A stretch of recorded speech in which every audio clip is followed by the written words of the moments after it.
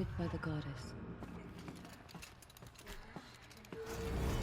Aloy, how kind of you to spend a moment with me before you depart. There can be no doubt now. You are a blessing made flesh, the will of the goddess incarnate. It's really not that simple, Tirsa. But I guess it's close enough. I know the path ahead will be dangerous. To kill a metal devil sounds impossible, but I believe in you. Thank you.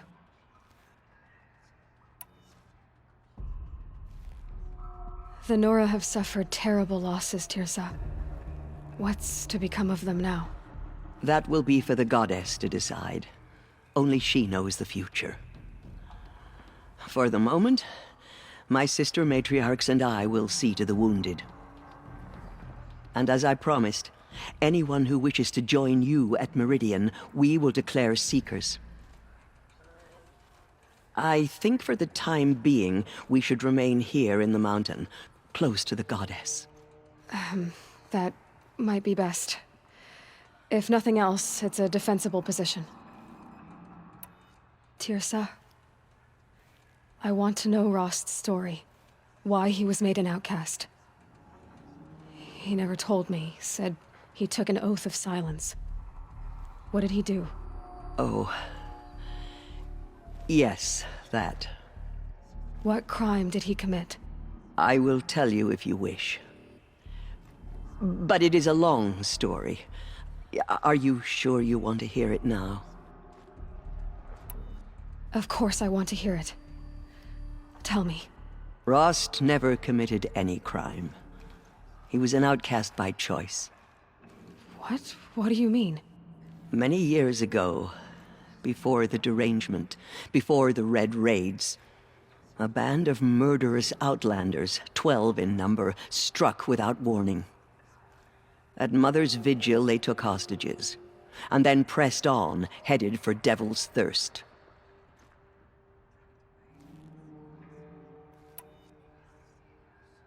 Mother's Vigil? Where's that? You would know it as the Forsaken Village, near the Karja border. But at the time, many families lived there. Rosts was one of them. His mate was killed fighting the Outlanders, and his daughter was among those taken hostage. His daughter?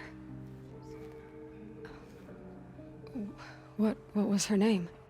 Alana. She was just 6 years old.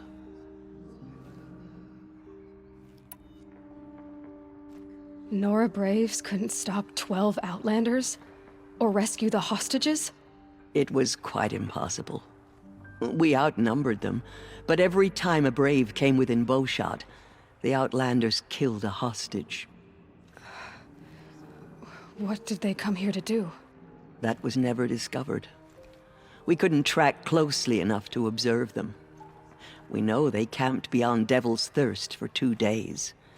There were reports of strange noises. And then, as suddenly as they came, the Outlanders made their way back to the border and disappeared. What happened to Rost's daughter? She was killed? Rost was one of the braves who tracked the Outlanders, keeping his distance. There were 6 hostages still alive when they reached the border. Alana among them. Rather than release them, the Outlanders slit their throats and left the corpses just across the border, mocking us. Why? Cruelty.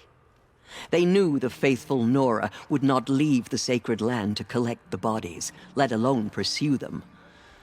They thought themselves safe from our vengeance. Are you saying that Rost went after them? That he became an exile? No. Rost was beside himself with grief, but even so, he would never have broken taboo. Then what did he do?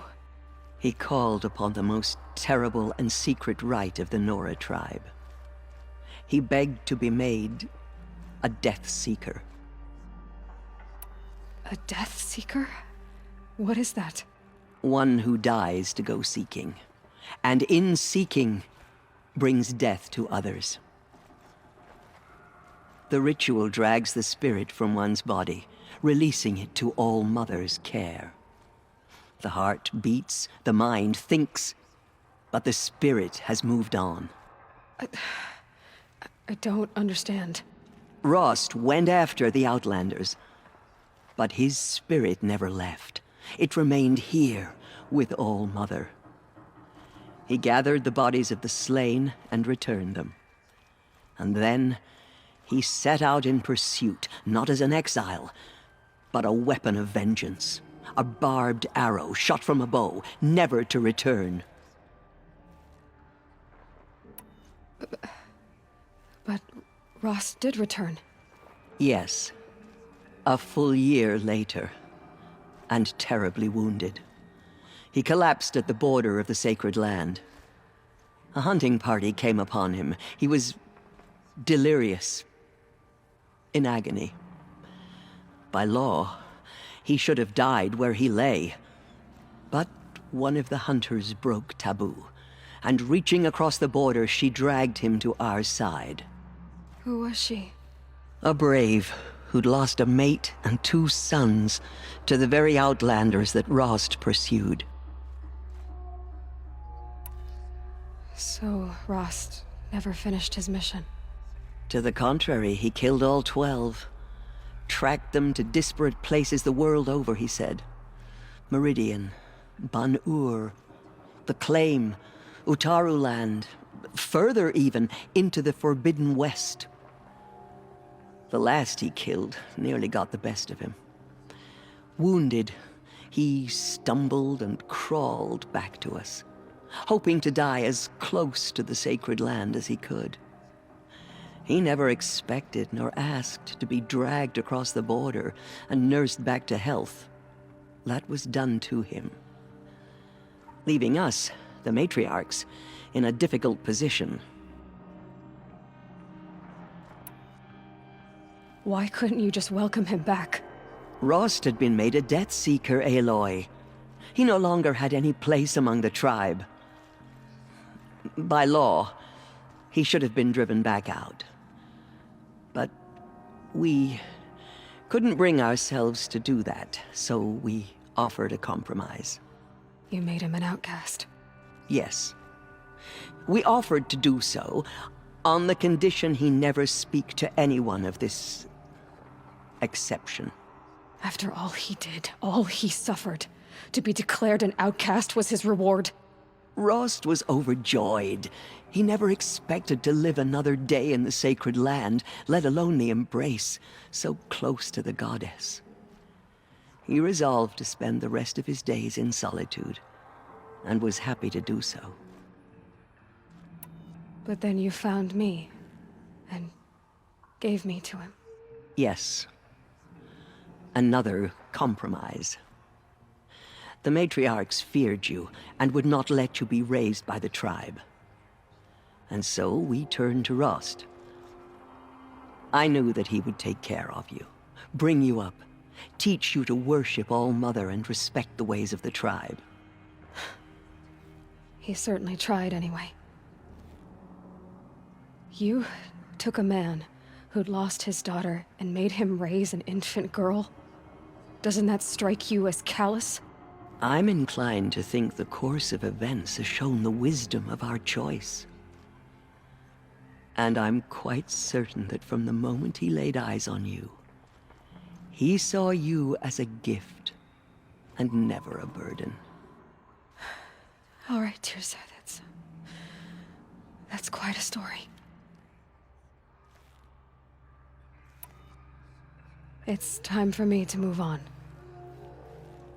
I thank you for doing what you could to help me through the years, and for telling me Rost's story. I wish I could have done more, but I am just one woman. As am I. No need to sell ourselves short. Oh, thank you, Aloy. I will pray for you. Okay, I guess it can't hurt.